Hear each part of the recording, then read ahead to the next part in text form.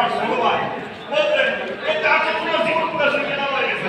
আরে কি সমস্যা হয়েছে বুঝে কর। সমস্যা কি আপনি তো জানেন দিবসকে আব্বা মারা গেছে। তোর আব্বা অনেক ভালো মানুষ ছিল, তোরা তো ঠিক লাগে।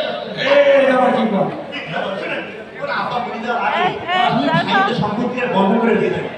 এই সম্পত্তি নয় এটা আমাকে আমার সাথে ঝামেলা। এই যে আমি সমস্ত টাকা করতেছে বলি বলো আমার তো কি হয়েছে কেন আমি সারা সম্পত্তি খাবো না তোরা কি এই কাজে কাজ করছো? আর কি সমস্যাটা না খুলে বলে আমি বিচার করব কেন? আমি সমস্যা জানেন যে সম্পত্তি এসব সম্পত্তি সম্পত্তি হ্যাঁ সম্পত্তি কে নেবে? এই বলি তো এই ভালো এই যে আমি এটা ভিতরে কি আমার বাপের সম্পত্তি